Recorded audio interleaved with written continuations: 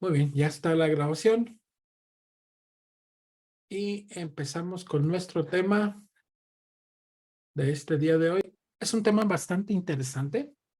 Es las neoplasias malignas ginecológicas. Dice, neoplasias malignas.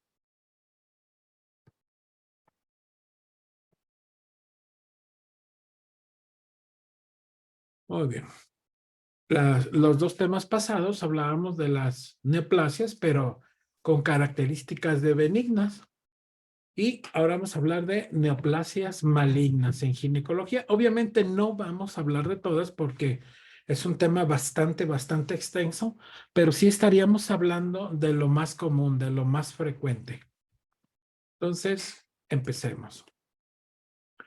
Antes de hablar de neoplasias malignas, pues obviamente vamos a acotar algunos puntos que quizá ya los conozcamos muy bien, pero no está de más que los repasemos en cuanto a lo que es el cáncer. ¿De dónde viene la palabra cáncer? Sí, efectivamente, de cangrejo. Carcino es la raíz específica. Se dice que el médico más famoso de la historia, el que se cree que es fundador de la medicina, según muchos médicos, ¿sí? Fue el primero en utilizar el término carcino, que significa relativo a los cangrejos. Y quizá lo relacionó es que como estos tejidos en el cuerpo se desarrollan. Yo creo poco probable que él se haya dado cuenta de esto, pero no estuve ahí para confirmarlo. Pero sí hay unos datos muy interesantes, fíjense. Normalmente cuando hablamos de tumores o crecimientos malignos y benignos, la gran diferenciación entre ellos es la acotación de tejido. ¿A qué me refiero por acotación?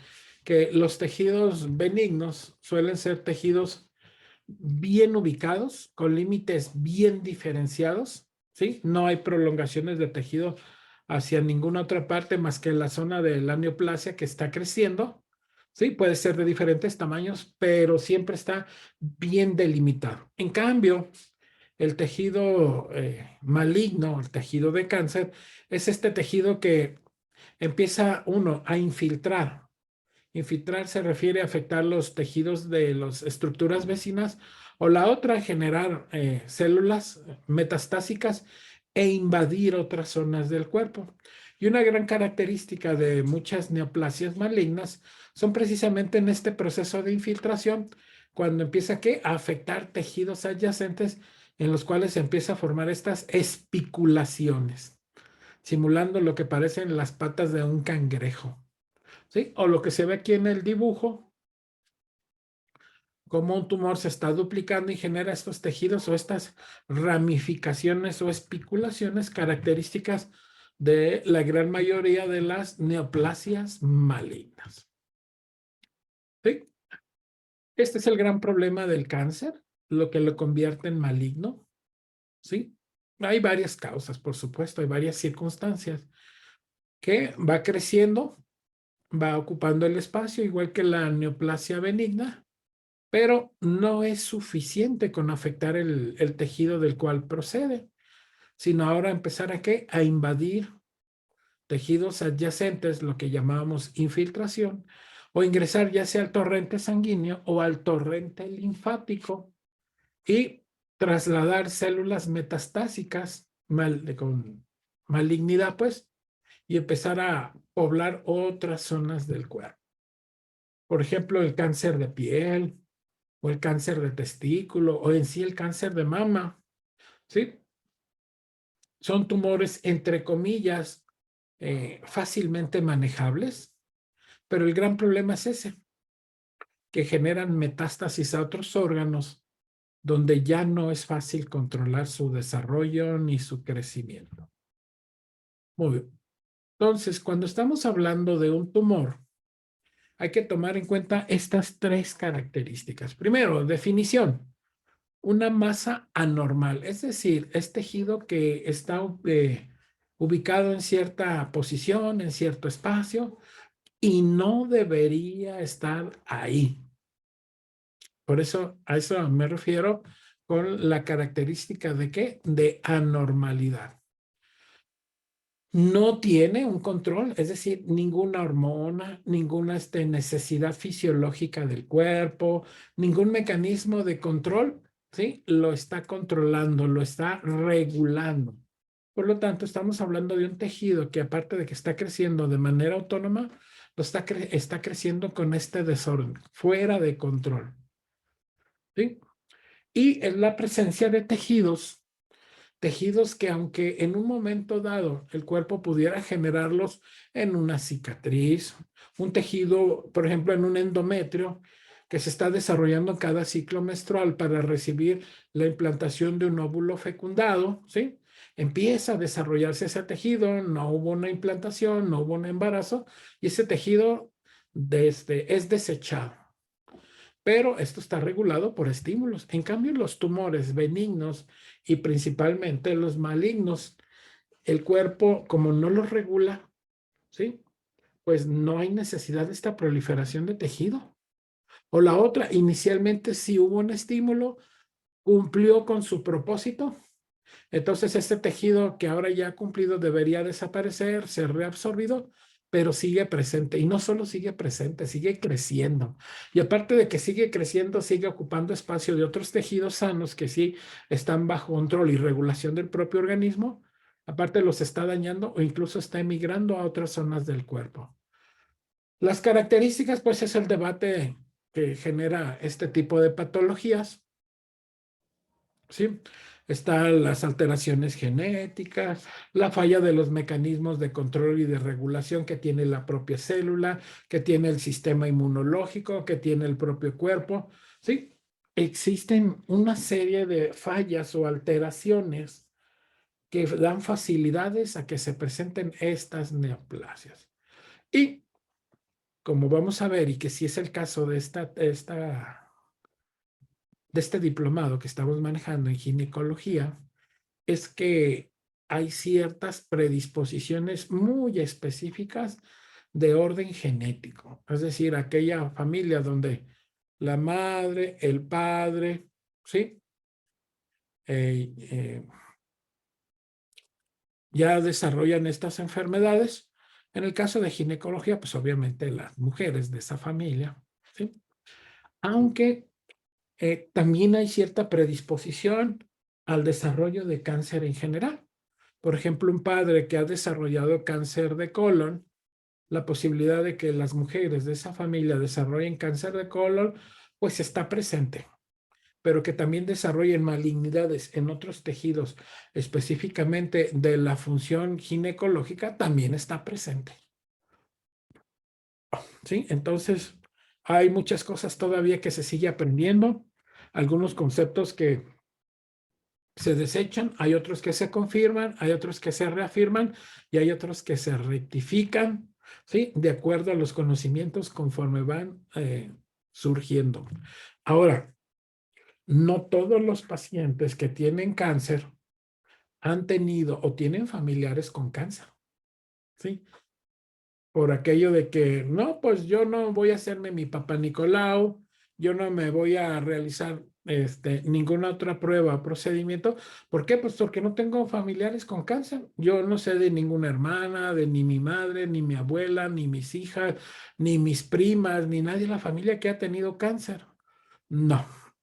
De hecho, esta circunstancia solo explica una pequeña parte del desarrollo de neoplasias malignas. Entonces, no se puede modificar esta situación. Permítame un segundo, por favor.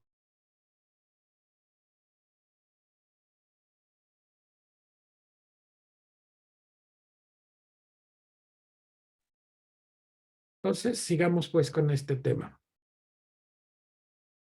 En cuanto a los tumores, la forma de denominarlos, acuérdense, lleva el prefijo oma, lipoma, leiomioma, sarcoma, seminoma, ¿sí? Osteoma y una serie de tejidos del cual proceden, va a llevar ese sufijo oma que significa tumefacción, tumefacto, crecimiento, abultamiento. Los tumores suelen ser progresivos, es decir, adquieren un tamaño y en muchas ocasiones, no en todas, empiezan a crecer, empiezan a cambiar de tamaño. Hay algunos que permanecen estáticos, ¿sí? Sobre todo en aquellas pacientes o aquellos pacientes que tienen ciertos tumores, sobre todo inoperables, que hay que estarlos vigilando, que el tumor ahí está presente y por alguna razón no se puede intervenir. Por ejemplo, en una galactorrea, ¿sí? En la galactorrea, recuérdense que uno de la causa principal número uno es la presencia de un tumor en la glándula hipófisis. Por eso se le llama eh, estos tumores, Dios santo, ya están mis vecinos ruidosos otra vez. Como que les avisan, alguien de ustedes les avisó que iniciáramos una presentación para que ellos empezaran a hacer ruido. Bueno, espero que no interfiera con la presentación. Sí, muy bien. Entonces hablábamos de este tumor de la glándula hipófisis, ¿sí? De este prolactinoma,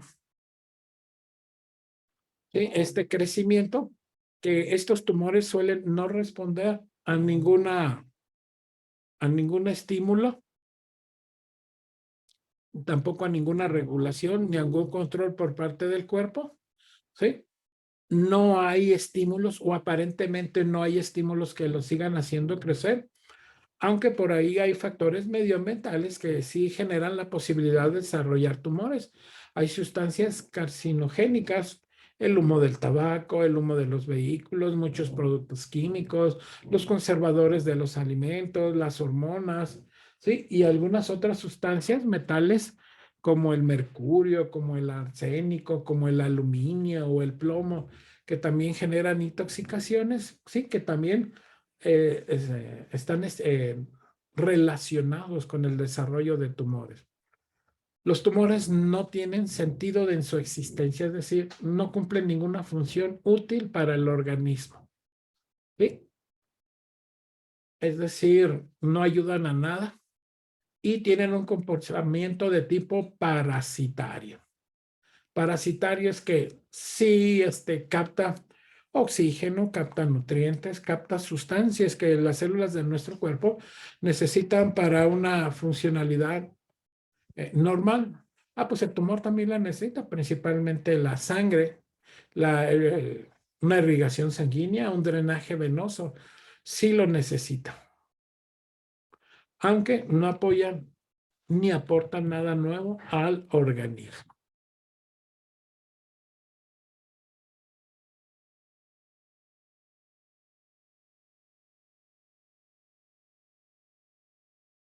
Muy bien. Es importante conocer dos puntos que sí están muy relacionados con la formación de tumores. ¿En qué consiste una necrosis y en qué consiste una apoptosis? ¿Cuáles son las causas por las que muere una célula? El primer punto, una necrosis, causas externas. Una célula muere por una exposición alta a temperatura. ¿Sí? ¿Cuántas veces alguien que estaba planchando tocó la plancha y la zona que tocó caliente de la plancha fue tocada con alguna porción de la piel y ese tejido que se quemó, pues generó destrucción celular, lo que va a generar una necrosis? El estrés mecánico, pues por un traumatismo, por un golpe. Algunos virus, ¿sí? Entran a las células, cambian su estructura, pero la célula resulta dañada en ese proceso, ¿sí? Se le recombina, se le reacomoda la información que tienen los genes, esa célula, ¿sí? Y ahora empieza a producir nuevos virus, pero en este proceso la célula muere. También en cuestiones de inanición, la célula que no recibe los nutrientes, no recibe oxígeno, no recibe glucosa, no recibe componentes que generen energía para la funcionalidad de la célula, pues también esto hace que las células mueran. Y la presencia de toxinas, es decir, sustancias que cambian los procesos biológicos o bioquímicos de la funcionalidad de una célula, interfieren con ellos, entonces la célula deja de funcionar de manera adecuada. Y estas sustancias generalmente las conocemos como toxinas. Entonces, estos serían ejemplos de ¿qué? De necrosis. En cambio, hay circunstancias donde las células mueren, pero mueren por un efecto autoinducido o activado por el sistema inmunológico, conocido como apoptosis. Apoptosis, es decir, alguna causa interna del propio organismo que corresponde a la funcionalidad del cuerpo, que el cuerpo va a prescindir, ¿sí? O va a buscar eliminar la presencia de una célula porque ya no es necesaria, porque se ha sido alterada, porque ha sido infectada, porque esta célula ya no es necesaria su funcionalidad, porque está ocupando el espacio para otros tejidos o para otras funciones. Entonces se activarán mecanismos de apoptosis. Ejemplos de cuando estos mecanismos de apoptosis son inducidos, pues cuando una célula propiamente genera mutaciones. Por eso es que se considera que el cáncer no es tanto el que una célula sufra mutaciones, sino el gran problema es por qué los mecanismos de control de la propia célula o del propio organismo permiten el desarrollo de células que están sufriendo mutaciones. Y no solo permitir el desarrollo, sino la funcionalidad, la replicación o la generación de nuevos tejidos a partir de células que están generando mutaciones. Cuando una célula se vuelve peligrosa, es decir, cuando una célula empieza a atacar, a dañar a los tejidos vecinos o a los propios tejidos, pero de otras células del mismo órgano, esta célula también que tiende a volverse peligrosa, entonces se le activa internamente o llega al sistema inmunológico y le activa este sistema de qué? Conocido como apoptosis. Cuando una célula, por alguna razón, abandona el lugar que le corresponde en su funcionalidad. Por ejemplo, ¿qué tendría que estar haciendo una célula del hígado en el cerebro? ¿Qué tendría que estar haciendo la célula que forma parte del tejido o de la matriz de una pieza dental en el páncreas? ¿Sí? Entonces, estas células que abandonan o que se desplazan a otras zonas donde no tienen ninguna función, donde no tienen ningún acomodo, ¿sí? Hay mecanismos de control interno o externo que se van a encargar de qué? De eliminarla, de bloquearla, es decir, de inducirle apoptosis. Células que por alguna razón fueron invadidas por virus, que fueron infectadas, intoxicadas o dañadas, que nuestro propio cuerpo evalúa que su presencia no es necesaria, incluso es riesgosa. Entonces tienen que ser ¿qué? Retiradas. ¿Y cómo se va a retirar? Pues induciéndole el mecanismo de apoptosis. Obvio, un segundo, permítanme.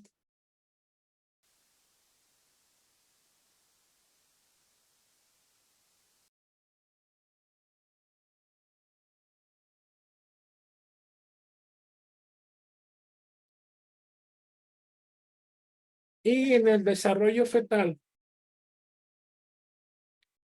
hay un proceso cuando empiezan a crecer las manos, los dedos en el embrión, los pequeños retoños, resulta que los dedos no crecen de manera individual. Todo el tejido que forma la mano inicialmente viene con los dedos pegados o unidos. Y este espacio que está entre los dedos, este tejido que permanece a nivel embrionario, es el que empieza ¿qué? A desaparecer.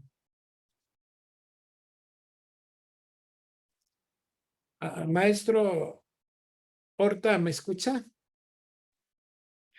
Sí, maestro, a sus órdenes. ¿No escuchará ese ruido de fondo de mi vecino taladrando las paredes? No, no sé, bueno, yo no lo escucho. No sé si alguna de las compañeras lo llegara a escuchar. Yo no lo escucho. Bueno, entonces así seguimos. Gracias, maestro, porque yo lo escucho y me siento como si estuviera adentro de un tambor. No se oye, maestro. Ah, ya, muy bien, muchas gracias. Gracias, Ana Rosa. Listo, maestro. Ahí le seguimos. Ya está. Miren, hay un modelo, hay varias teorías, ¿eh? Es tema de mucha investigación y de mucho debate. Y una de las más interesantes se llama modelo multiescalonado de progresión tumoral. Está una célula normal de cualquier tejido del cuerpo, de cualquier zona del cuerpo, funcionando, trabajando, sin ninguna interferencia, sin vecinos latosos o ruidosos, ¿sí? Funcionando. Pero de repente se presenta, ¿qué? Un estímulo carcinogénico, una sustancia, un virus, una bacteria, ¿sí? Un ambiente, la activación de ciertos genes dentro de la propia célula, que ahora la célula quedó afectada. Y estímulo carcinogénico es porque es un estímulo que genera células tumorales o neoplasias malignas, ¿sí? Pueden ser otras patologías también, pero nos estamos enfocando en cáncer. Muy bien, ya tenemos nuestra célula afectada, pero la célula tiene mecanismos internos propios, es decir, dentro de ellas, ¿sí? Algunos genes que se llaman supresores de tumores. ¿Qué deberían estar haciendo estos mecanismos? Bueno, en primer lugar, si esos genes supresores de tumores funcionan con normalidad, ocurriría dos cosas. Si la falla no es corregible, entonces tendría que activarse dentro de la propia célula este mecanismo de apoptosis. ¿Sí? La propia célula, fíjense, debe activar este mecanismo. O una más, que la célula, estos genes supresores de tumores, corrigieran la expresión de los genes que están generando funcionalidad anómala, patológica o procancerígena dentro de la propia célula. Entonces, estos genes, una de las dos, o reparan la célula o la matan. La matan, obviamente, cuando ya no es reparable, ya no es viable. Pero, ¿qué sucede cuando estos genes supresores de tumores se vuelven defectuosos, incompletos o disfuncionales? Entonces, la célula tumoral, ¿sí? Este estímulo carcinogénico sigue teniendo efecto en ella y ahora está proliferando, y no solo proliferando, sino no solo sigue viva, sino que incluso llega ¿a qué? A reproducirse y activar otras expresiones, otras funcionalidades que inicialmente no le correspondían a esa célula. Por ejemplo, una célula que está en un hígado y que empiece a desarrollar tejido óseo, o tejido de cabellos, o tejido de la piel, o tejido pulmonar, ¿sí? O tejido de un ojo, ¿sí? Recordemos que todas las células de nuestro organismo, todas, absolutamente todas, tienen en sus genes toda la información de todo nuestro cuerpo. Por eso es que un clon se puede realizar, o la información, el mapeo genético, se puede realizar de cualquier célula de nuestro cuerpo. El asunto es que, pues, no se hacen de todas porque no todas son fáciles de analizar. Fíjense, incluso hasta de la propia saliva. Una muestra de saliva es suficiente para analizar toda la información genética que corresponde a un organismo determinado. Por ejemplo, a Roberto Hernández, a José Antonio Horta, a fulanita, sutanita, manganita o perenganita. Entonces, esta célula que ha perdido, ha quedado alterada, les digo, el gran problema es que empieza a proliferar, empieza a reproducirse. En esta diapositiva, en la parte de arriba, vemos una célula normal, funcional. Se está reproduciendo cuando el cuerpo lo requiere. Está creciendo porque está en las primeras etapas de la vida, a nivel embrionario, o el tejido resultó afectado en el caso de una cicatriz, o es tejido que se está renovando constantemente, como por ejemplo el epitelio de la cavidad oral, el endometrio en el útero, o los tejidos que se forman el cuerpo lúteo en un ovario, o el cuerpo, el tejido que reviste el interior de los conductos galactóferos en una glándula mamaria, que este tejido está siendo reemplazado cada 28 días. No hubo embarazo y este tejido debe ser reemplazado. ¿Sí? Se está reproduciendo, creciendo, pero lo normal, ya lo vimos en la diapositiva anterior, que esa célula recibe un daño, una agresión, una afectación de las que ya hablamos, una lesión, que se quemó, se intoxicó, o que esta célula cambió de lugar, o no debería estar en ese lugar. Entonces, el mecanismo, estos genes supresores de tumores deberían ¿qué? Generar su propio suicidio, que es una manera un tanto fácil de cómo se le conoce a la apoptosis. Eso sería lo normal. Pero resulta que en una célula cancerosa, este mecanismo está fallando, entonces empieza a dividirse, a crearse, a reproducirse. Y entonces ahora ya no hablamos de crecimientos, ahora estamos hablando de mutaciones. Una serie o cadena de mutaciones hasta que tenemos ya no solo una célula, sino todo un tejido, un tumor, en el cual todas estas células crecen sin control, sin ninguna regulación. Son verdaderos monstruos, inicialmente celulares y posteriormente, cuando hablamos de tejido, ¿sí? Y hablamos de agrupaciones de células.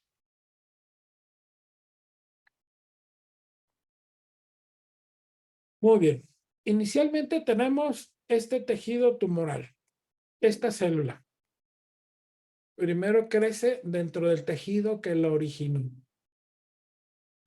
Después, ya no solo en el tejido que lo originó, ya no se mantiene en ese punto. Ahora empieza a invadir los tejidos adyacentes, las células de los vecinos, ¿sí?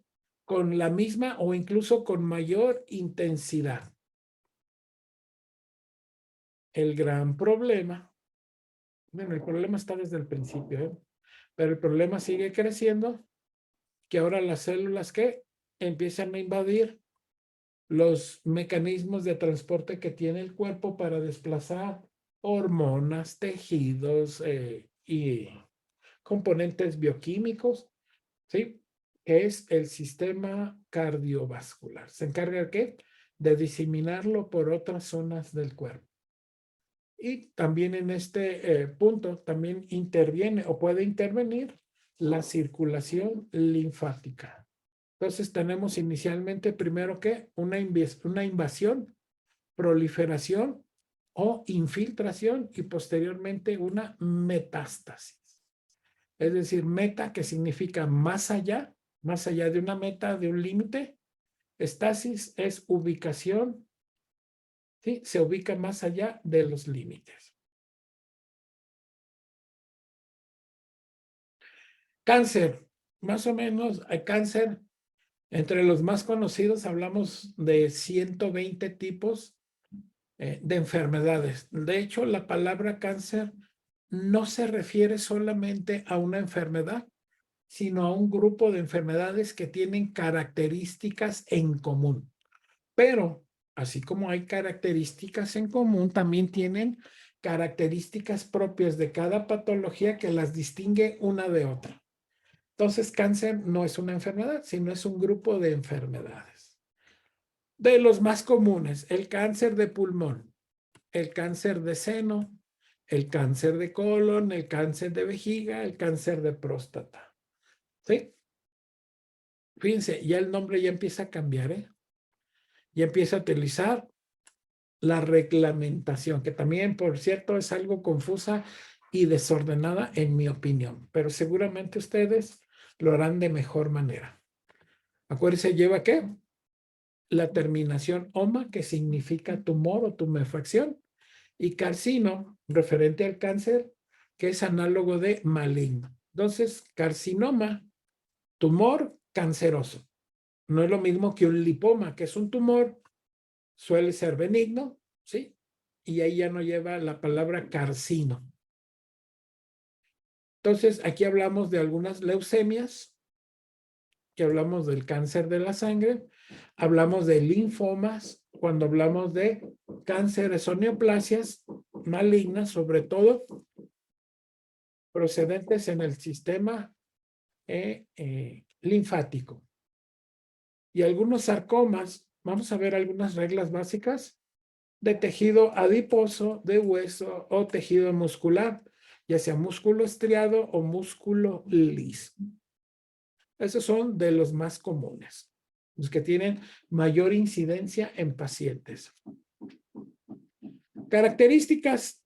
Aquí tenemos esta tabla que es muy interesante y les recomiendo la repasen. Bueno, a menos que la conozcan bien, yo sí necesito estarla repasando. Pero les digo, yo sé que ustedes tienen más y mejores habilidades. Tumores benignos contra tumores malignos. Benignos, localizados, bien ubicado en un lugar y ahí se queda. Aunque esté creciendo, pero sigue localizado en el mismo punto, en la misma zona del cuerpo. Malignos, se diseminan. Los benignos no tienen ¿qué? Infiltración, es decir, no dañan a las células o a los tejidos. Los dañan, no los dañan en el sentido de que empiezan a cambiar sus características, sus genes, su funcionalidad. ¿En qué sentido sí los dañan? Bueno, un tumor, aunque sea benigno, por muy benigno que sea y que está creciendo, está ocupando espacio. Característica muy común de los tumores intracraneales.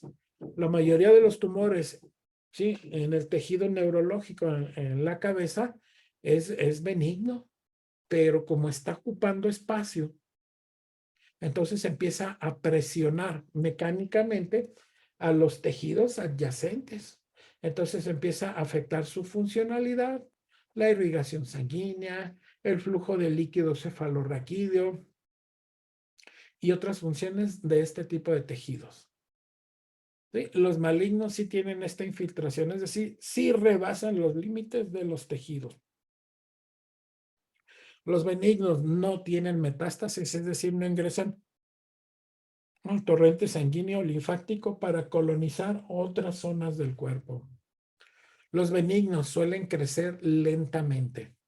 En cambio, los malignos tienen un metabolismo muy rápido, por lo cual su crecimiento puede ser tan agresivo que en semanas o en meses crecen muy rápido. Benignos, buena diferenciación. ¿A qué se refiere con buena diferenciación? Que las células tienen características en comunes, se siguen manteniendo. La misma cantidad de núcleos, la misma cantidad de tejido que tiene o componentes celulares, ¿sí? Mantienen mayor uniformidad, mientras que los tumores malignos, incluso dentro del propio tumor, en la primera, segunda, tercera y cuarta, ¿cómo le habíamos llamado? ¿Recuerda? Mutación. Ya las células ya no se parecen. Que tienen pocas mitosis. Recuerden mitosis en este crecimiento celular, mitosis. El organismo, el cuerpo humano tiene dos maneras de crecimiento de nuestro tejido. Una es por mitosis y la otra era por meiosis. Meiosis únicamente a las células germinales, que son espermas y óvulos.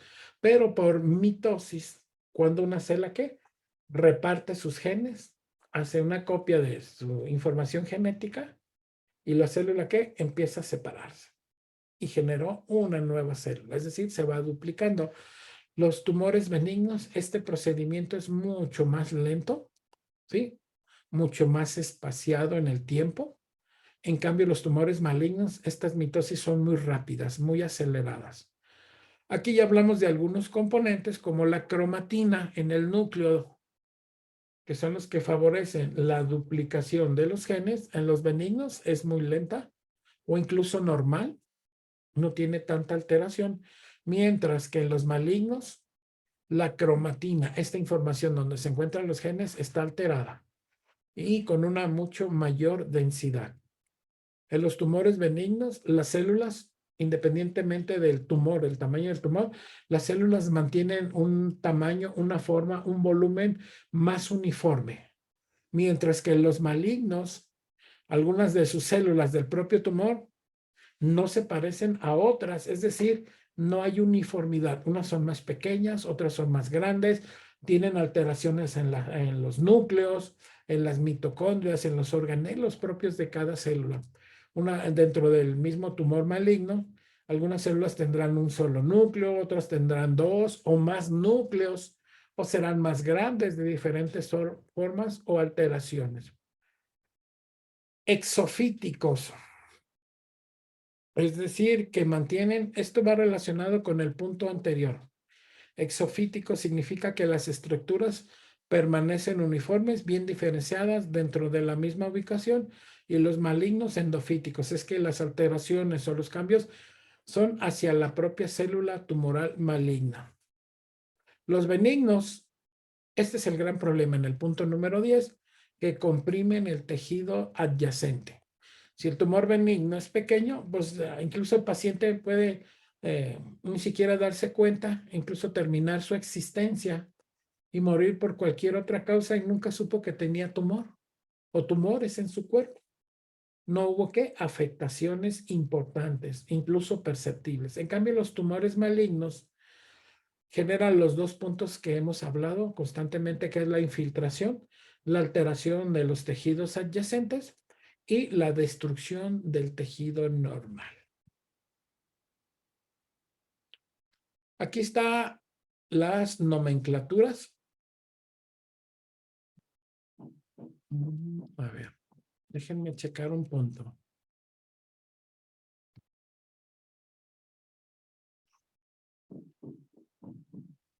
Nomás quiero verificar que se está grabando el video. Sí, sí se está grabando. Muy bien. Seguimos. Muy bien. Estas son algunas de las reglas para la denominación de los tumores. Les digo, existe una regla, existe indicaciones para denominar los diferentes tipos de tumores, pero no todo el mundo los toma en cuenta, ni todo el mundo se los aprende. Incluso los médicos franceses siguen una regla, los alemanes siguen otra, los japoneses siguen otra, ¿sí?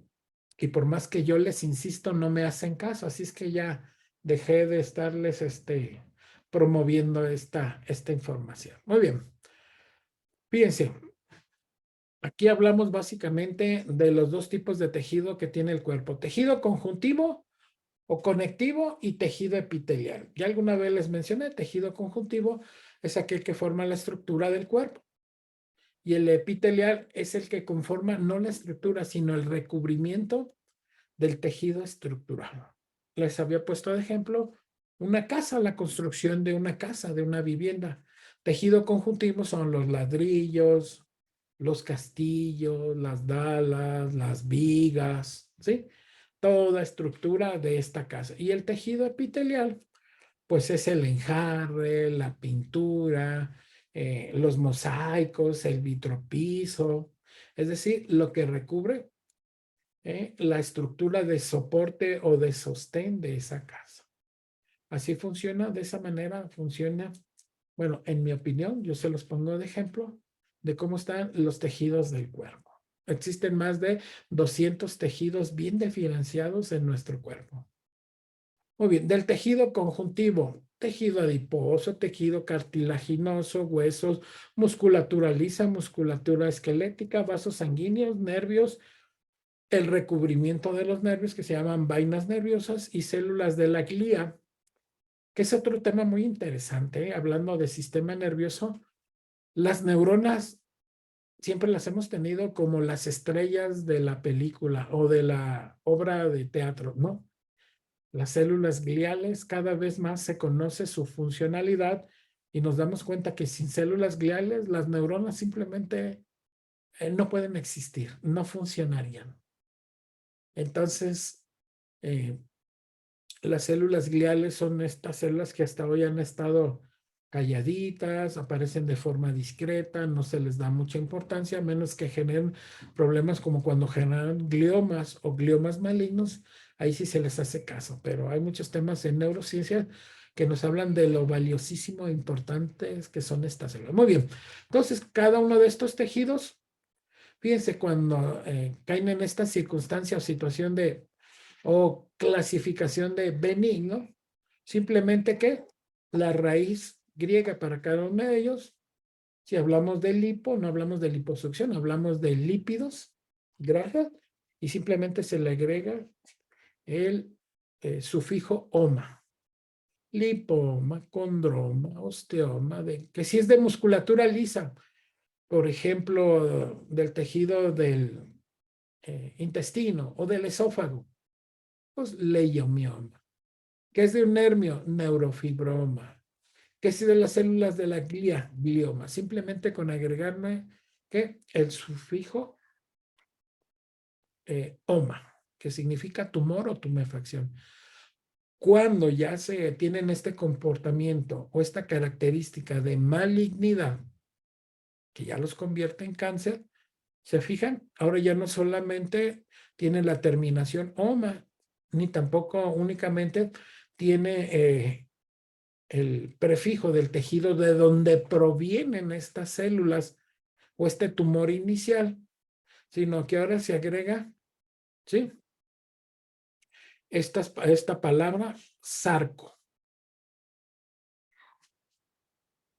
Entonces cambia de lipoma a liposarcoma. Cambia de condroma, que es un tumor de cartílago, a condrosarcoma. Cambia de osteoma, cuando hablamos de tumor benigno de hueso, a osteosarcoma. ¿Sí?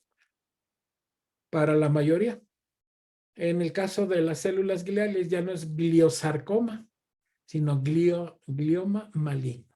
Entonces ahí es donde ya las reglas ya no empiezan a ser tan aplicables o tan respetadas. En cambio, en el tejido epitelial, básicamente hablamos de dos tejidos, que son los tejidos glandulares y no glandulares.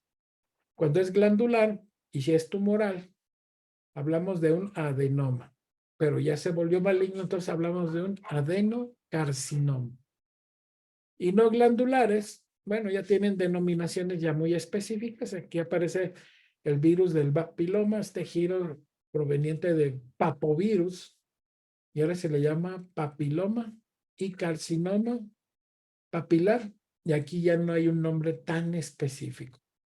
Y algunos otros tejidos cancerosos o malignos, como por ejemplo el de la sangre, ya no tiene la terminación oma ni sarco, y nada más aparece, por ejemplo, en la sangre de los glóbulos blancos, la leucemia.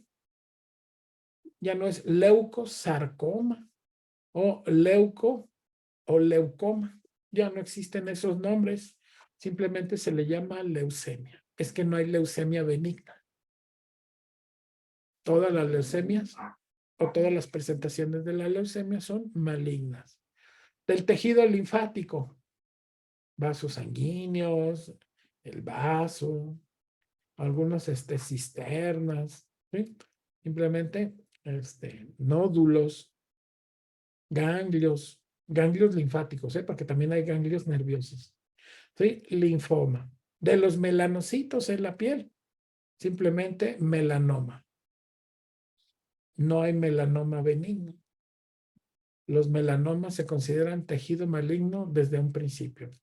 Y de células germinales, es decir, espermas u óvulos, entonces hablamos de teratomas malignos. Entonces, esta es una regla o una forma muy básica de cómo se denomina, ¿sí?, los diferentes tipos de tumor. Muy bien, cuando estamos hablando ya de neoplasias malignas ginecológicas, hablamos de tres tipos o tres tejidos que originan tumores malignos. Los ovarios, la vagina, las trompas de falopio, el cuello del útero, la vulva y el propio útero. ¿Sí? Pues prácticamente pues son todas las estructuras de los genitales internos. Y obviamente el cáncer de mama.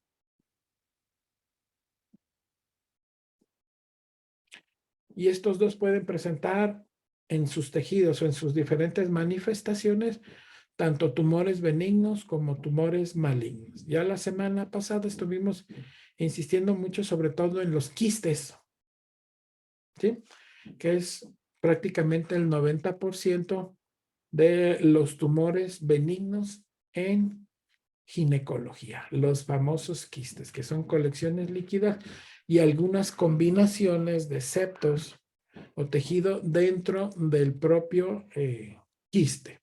Muy bien, ahora vamos a hablar de neoplasias malignas. ¿Qué nos dice nuestra bola de cristal? Bueno, sí le digo yo, pero el nombre preciso correcto sería repertorio. Sí, en el capítulo de genitales femeninos, este repertorio les llama el capítulo mujeres.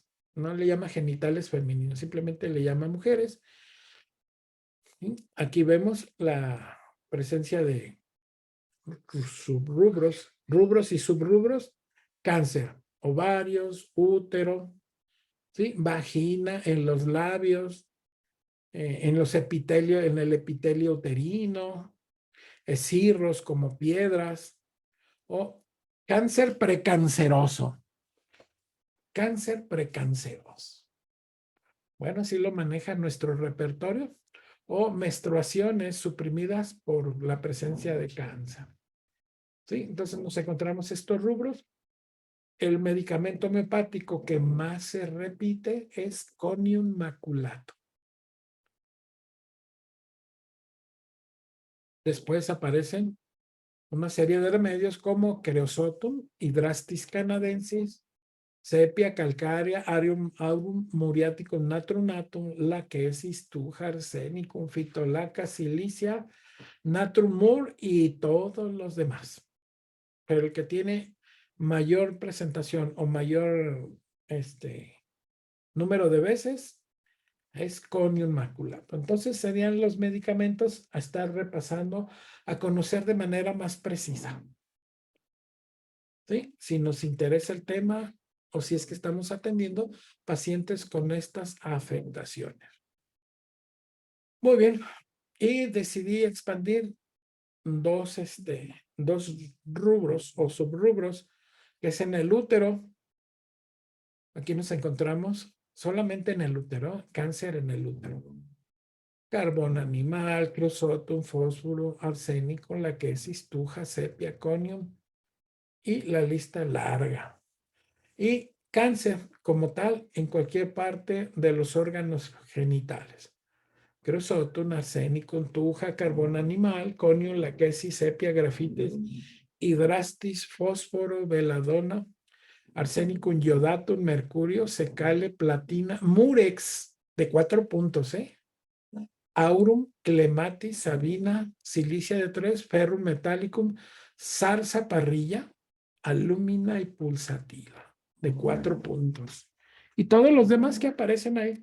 Entonces serían medicamentos a considerar sus diferentes presentaciones, sus patogenesias, sus diferentes modalidades. Conocerlas. Muy bien. Bueno, en la siguiente sesión hablaremos ya de manera más específica de alguno de ellos. Vamos a hablar de estas neoplasias malignas en ginecología. Entonces, no se les olvide. Tumor benigno, bien localizado, con diferente tamaño, bien delimitado, al lado izquierdo de la imagen. Tumor maligno, nada definido. Las células distorsionadas, infiltrando, afectando o generando metástasis. Es decir, generando emigración de células a otras partes del cuerpo. Migración a los tejidos adyacentes, infiltración. Migración a tejidos lejanos, separados por diferentes estructuras, pero que son accesibles mediante circulación sanguínea o linfática. ¿Sí? De esto estaríamos hablando de las metástasis. Muy bien. Entonces, no se les olvida que la palabra cáncer se refiere ¿a qué? A cangrejos. Y así como hay una gran infinidad de cangrejos, especies, subespecies, y todos estos métodos de clasificación, bueno, por los tumores también. Pero en todo caso, la palabra malignidad se asocia con cáncer. ¿Sí? Es como su apellido. Hay diferentes características y los más frecuentes, los tumores malignos más frecuentes en ginecología proceden de 2 tejidos principales, que es el ovario y el útero. Y del útero y del ovario vamos a hablar primero del ovario, por su frecuencia, por su incidencia. Pero antes, recordemos que tenemos que interrogar a la paciente. La anamnesis, aunque fue prácticamente uno de los primeros temas o el primer tema que estuvimos analizando en este diplomado, ¿sí? Vamos a darle una pequeña repasada sobre esta anamnesis. ¿Qué preguntas, qué información importante tiene que revelarnos la paciente o las personas que interactúan con ella? Entonces, vamos a hablar un poquito de algunas preguntas que son claves en este aspecto.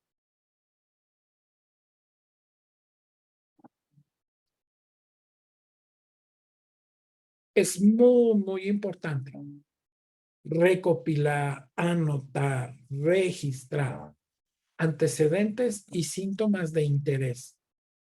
¿Sí? ¿Estos para qué nos sirven? Pues para apoyar el diagnóstico y sobre todo el diagnóstico de malignidad.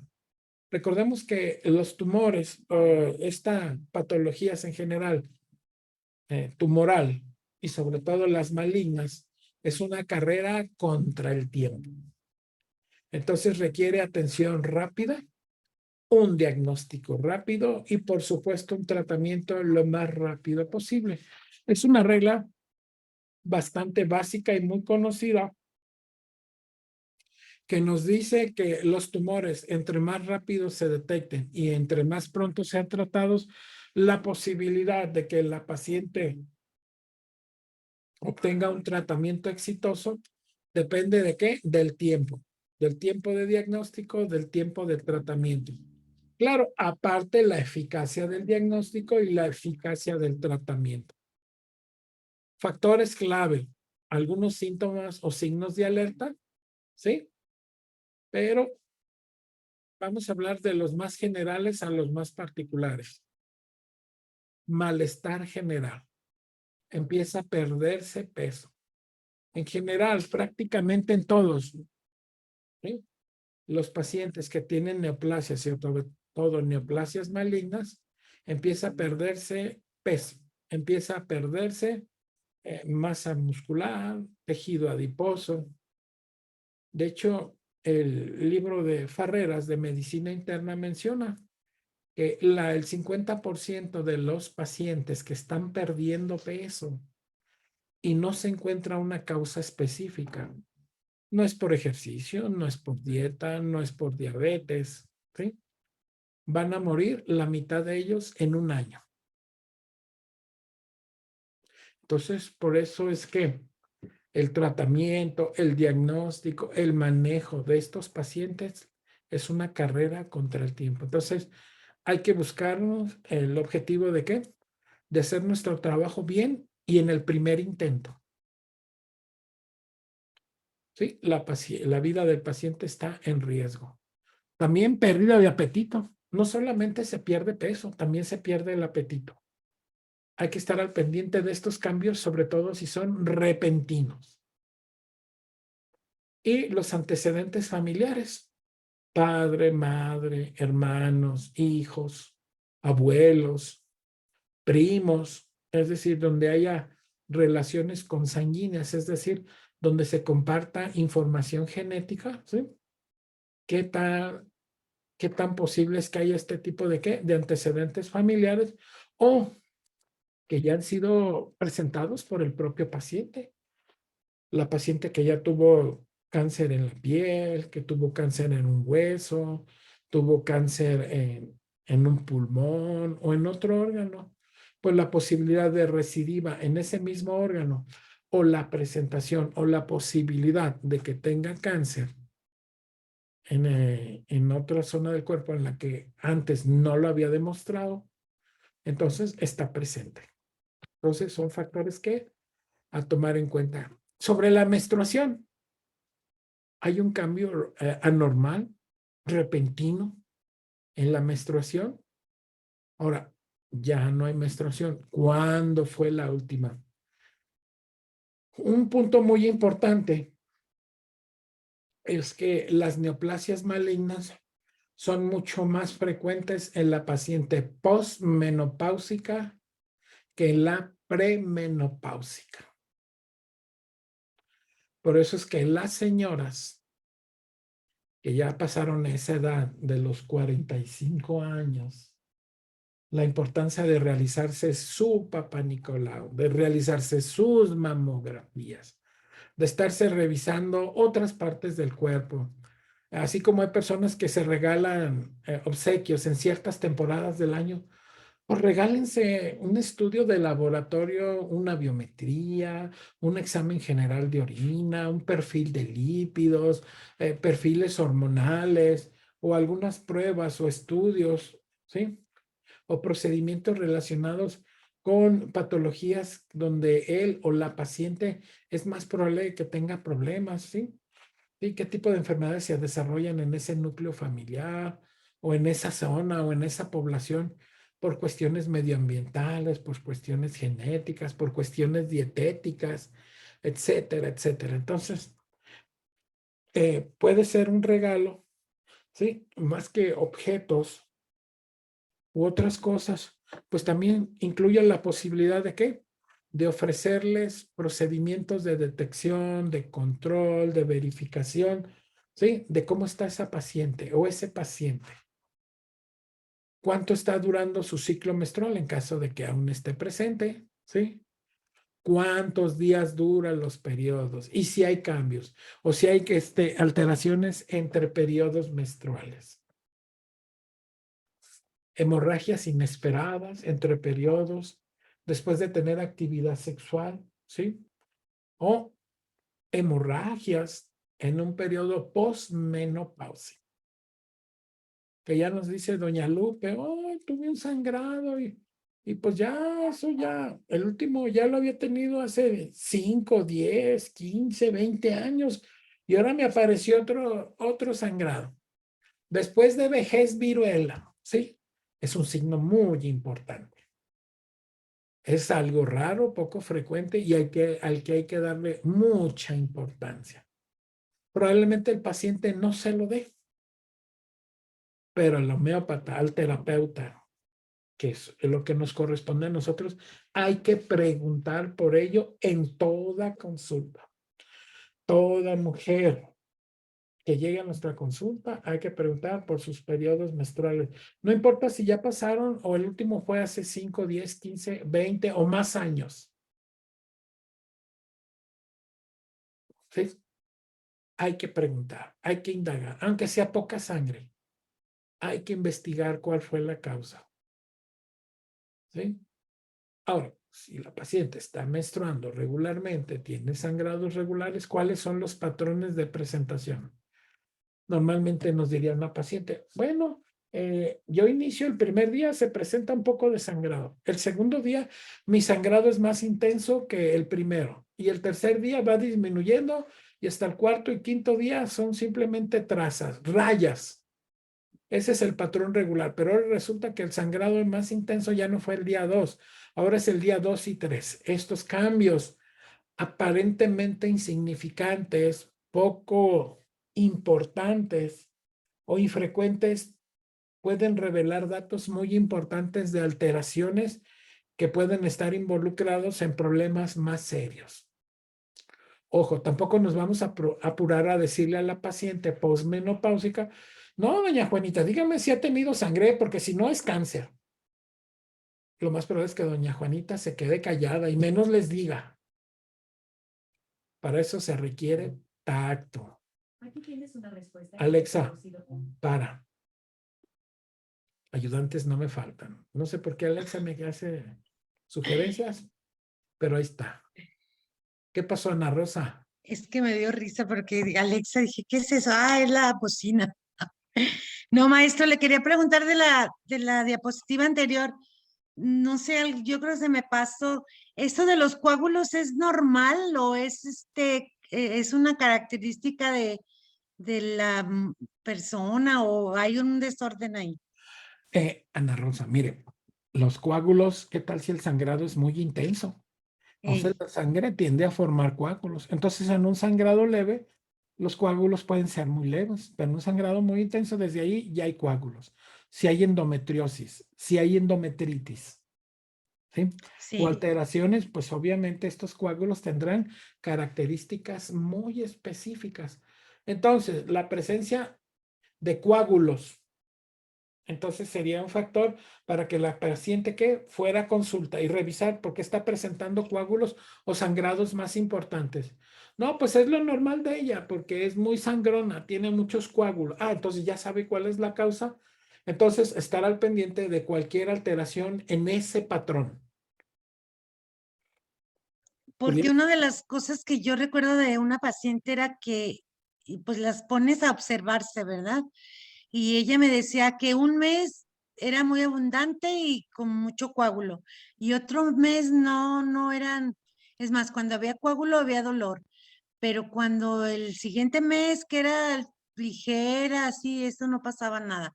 También estamos hablando de característica de la mujer o hay un desorden ahí o qué. Hay que buscar anormalidades, Ana Rosa. Ah, Fíjese qué ejemplo tan interesante puso.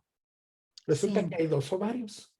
ey, Si un ovario tiene problema y el otro no tiene problema, entonces el ovario que no tiene problema va a promover una menstruación normal, sin ah, dolor y sí, poco sí, sí, sangrado o sangrado no alarmante.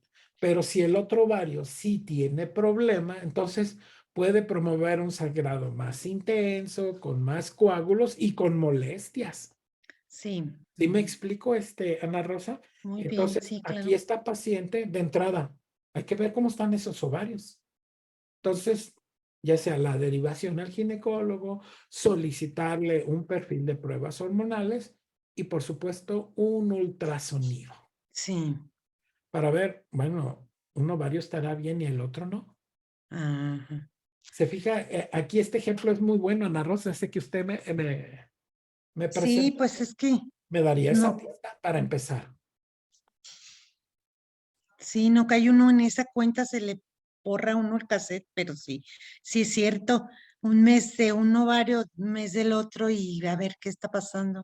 Exacto. Esos detallitos finos, raros y aparentemente poco importantes, ahí puede esconderse, como dice el dicho, ahí pudiera estar saltando la liebre. Sí. Oiga, maestro, y para determinar en un ovario quiste o tumores, de lo que está formado, o el tamaño, o llega un momento que un quiste ya se convirtió en tumor, de porque es muy grande o no, tiene que ser lo que contiene el quiste. Sí, claro, Ana Rosa. Un tumor, lo vimos en la clase pasada, pero lo vamos a comentar ahorita de nuevo.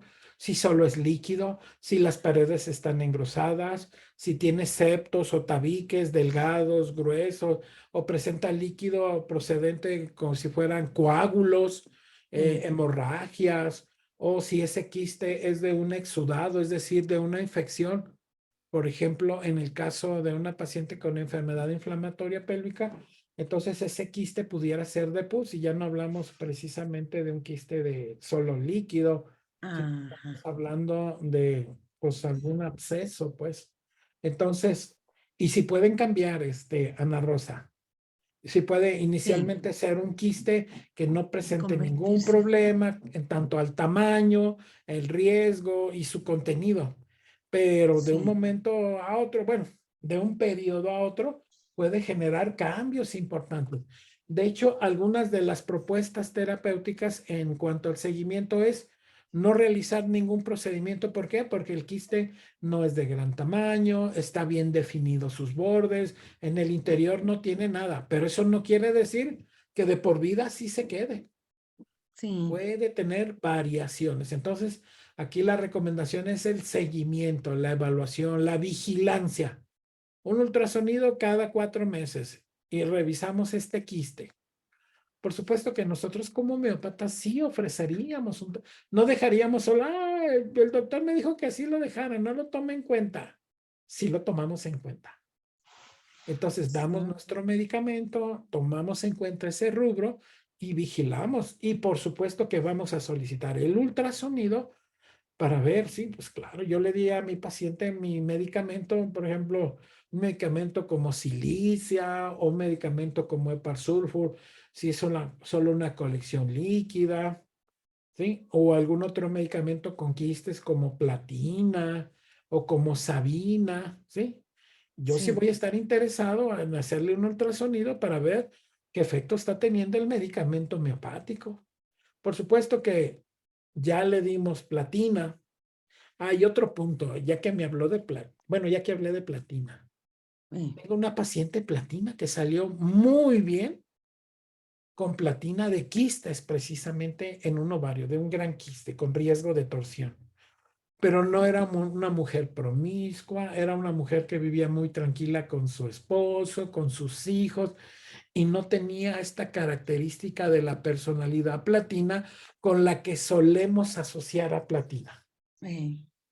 O bueno, al menos pues yo no sé, lo noté, que traía en la P, la letra P en la frente, la P de platina, ¿sí?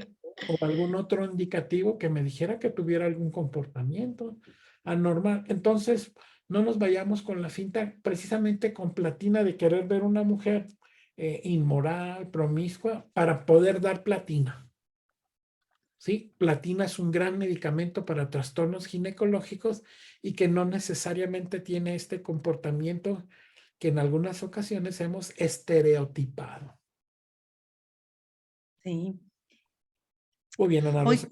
¿Contesté sí, su maestro, yo le quería hacer una pregunta, pero si gusta más adelante, ya cuando usted nos Dígamela, dé yo la creo que es Ana Rosa. de una vez. Viene de ahí. Pero si tiene usted alguna experiencia de paciente que nos pueda compartir, o a mí que me interesa, con diagnóstico de prolactinoma.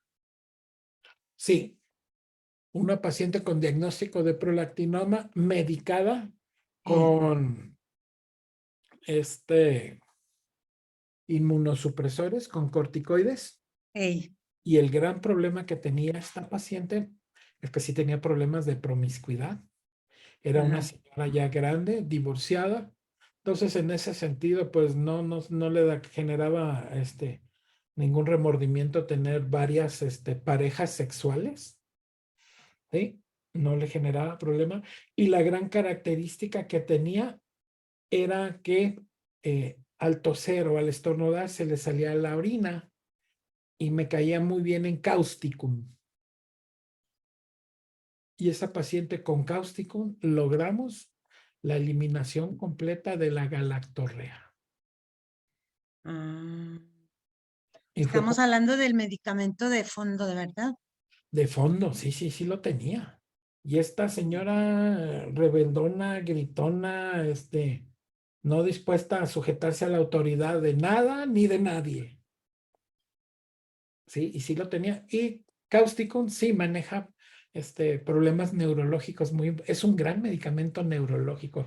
O sea, dentro de su patogénesis sí tiene estas alteraciones sí, neurológicas que incluyen la glándula hipófisis. No solo era su Ah, personalidad, sino también era su fisiopatología. muy bien. Y por Sí, cierto, porque, le echaba los ojitos al homeópata.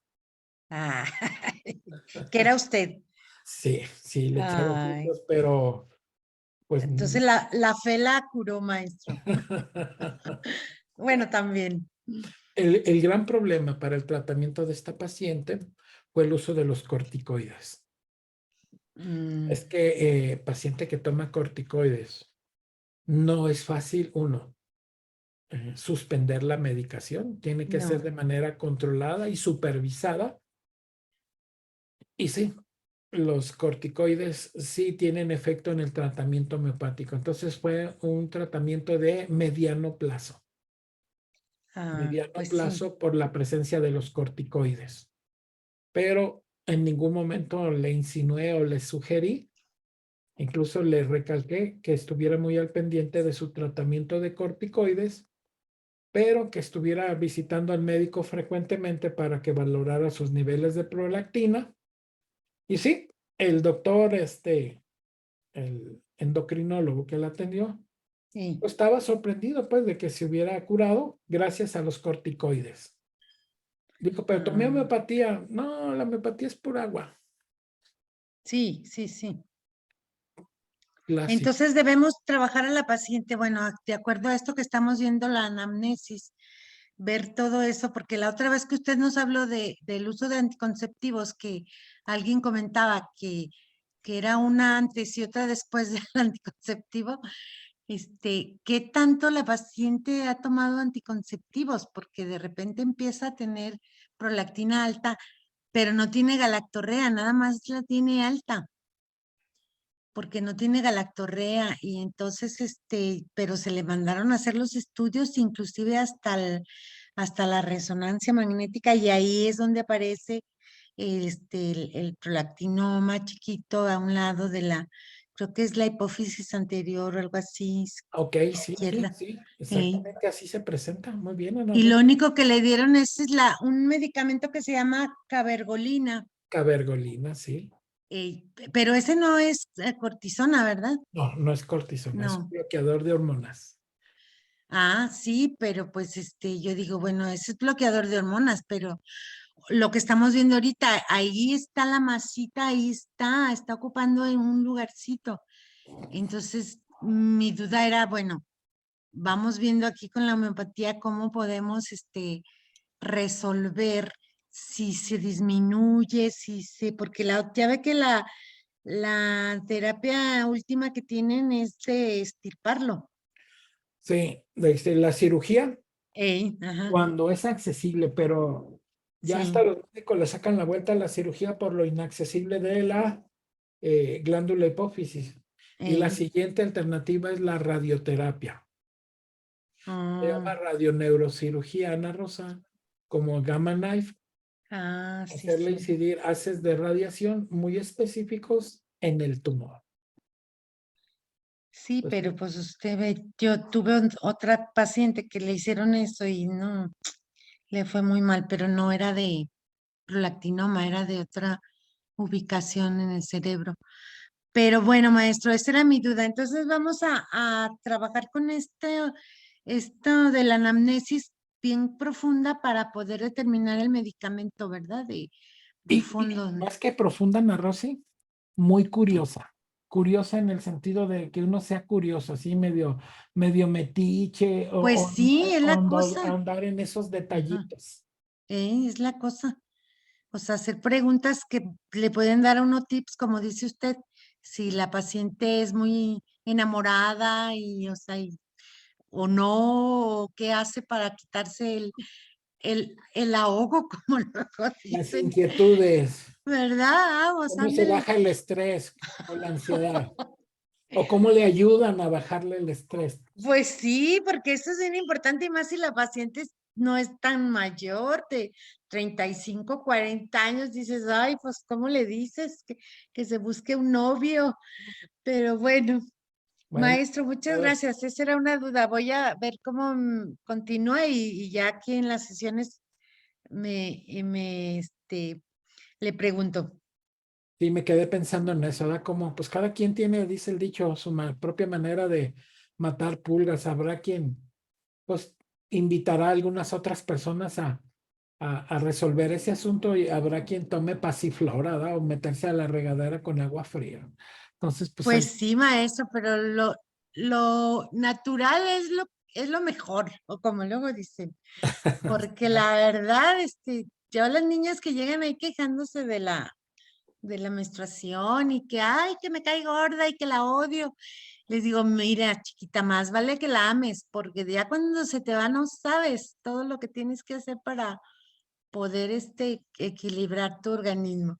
Ya nada más se me quedan viendo como diciendo, ay, la maestra, la doctora, ¿por qué dice eso? Pues por la experiencia, ¿verdad? O sea, claro que sí, es muy valioso. entonces sí. Sí, maestro, muchas gracias, le Ándale, agradezco. Ana Rosa.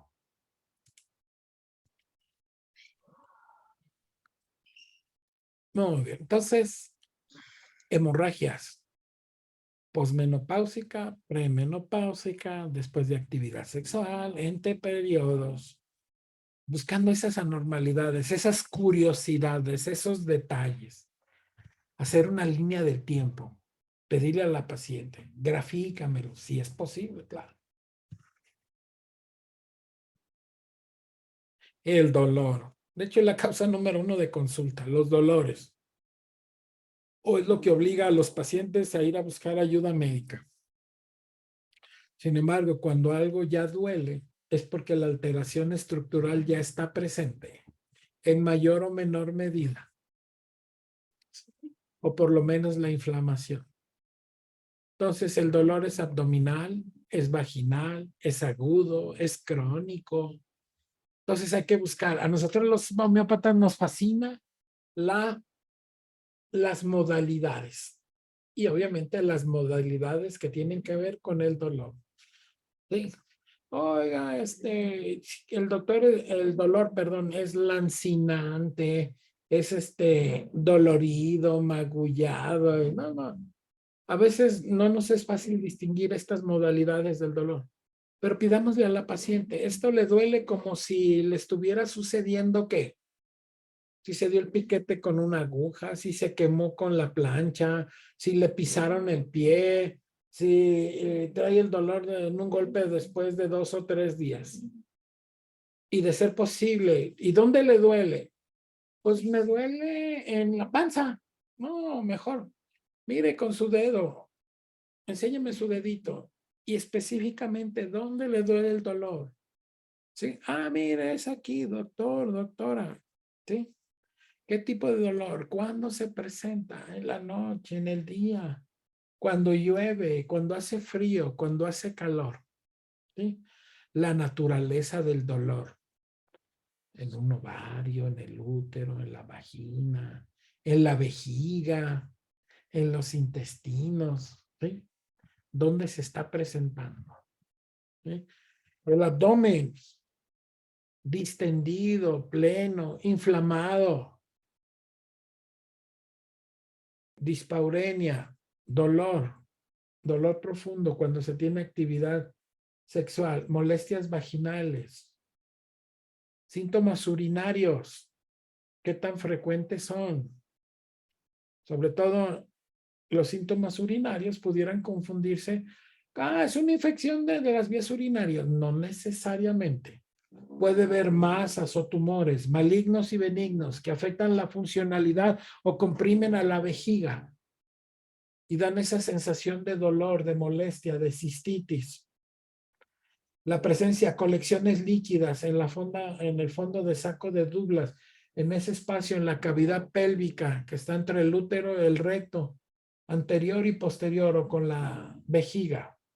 Un ultrasonido, regálese un ultrasonido, pero un ultrasonido bien hecho. No espere a que le duela, no espere a que le moleste.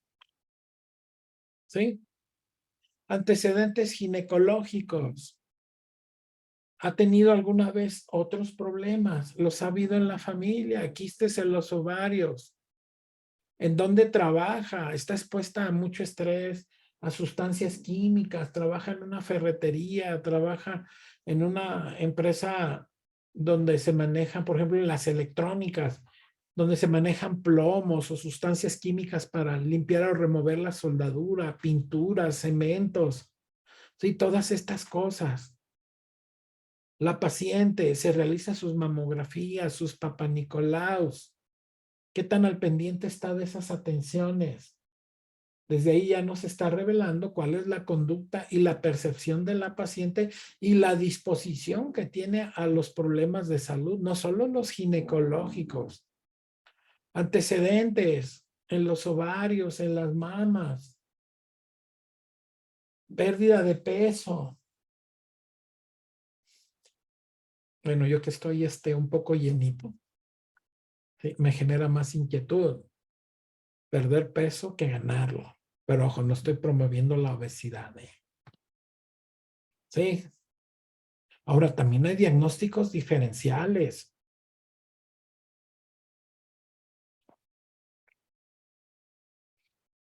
Problemas en las vías urinarias que se confunden con problemas ginecológicos. Trastornos digestivos que se confunden con problemas ginecológicos.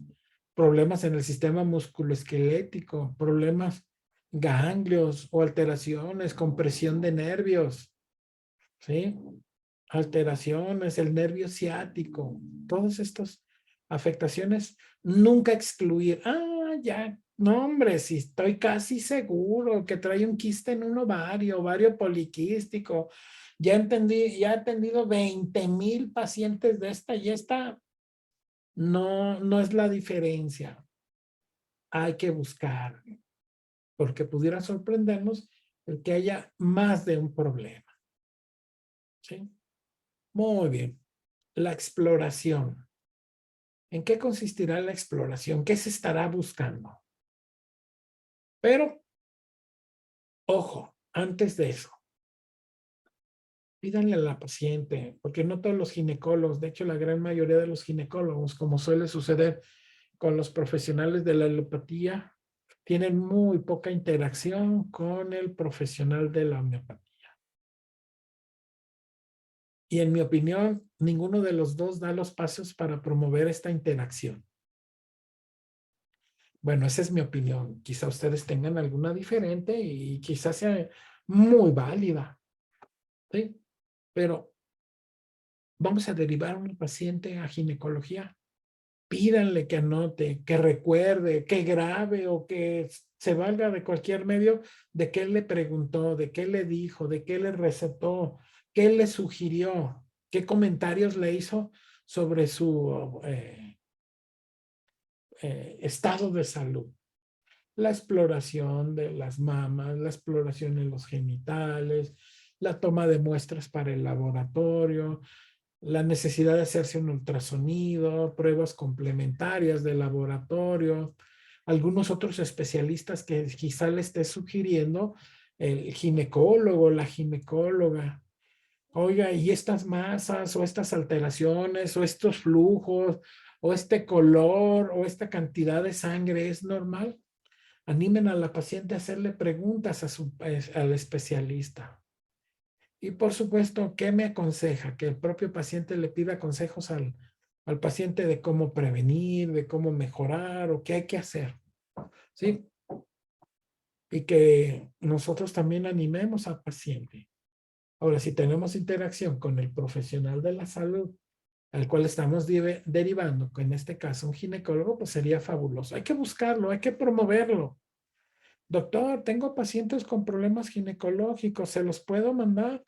Ah, no, sí, mándemelos. ¿Me puede compartir la información? No. Ah, bueno, entonces, pues muchas gracias de todos modos. Lo que quieren es chamba también. Algunos de ellos. No hay garantía de nada. Muy bien.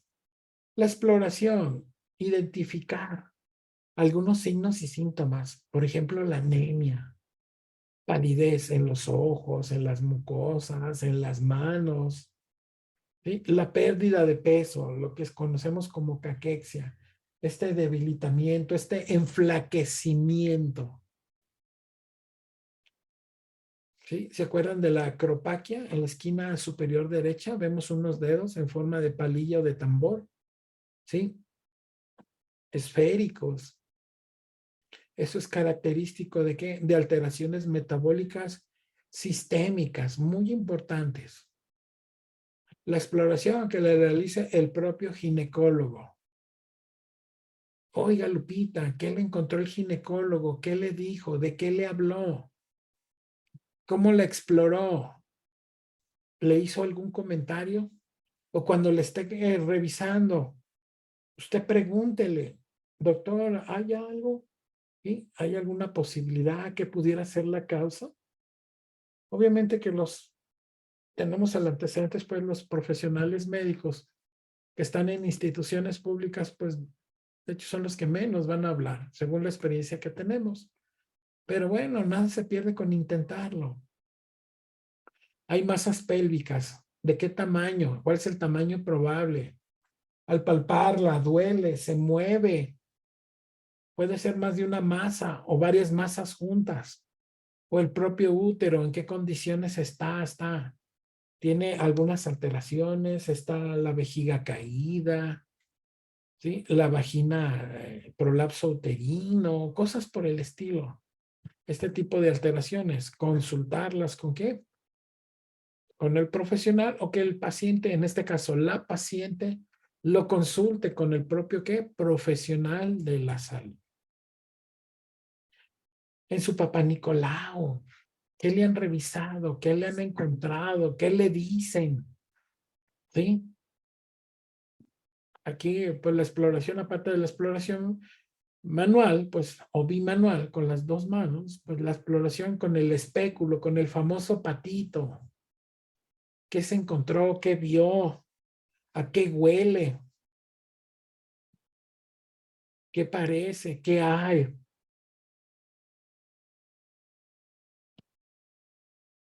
Muy bien. Entonces empezaríamos a revisar los cánceres específicos, que sería el cáncer de ovario y el del útero.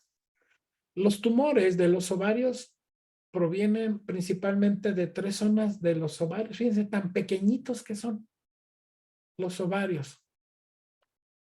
Fíjense. Y aquí, en esta imagen, los que provienen del epitelio. Acuérdense, el tejido epitelial es aquel que envuelve, que recubre, en este caso, al propio ovario.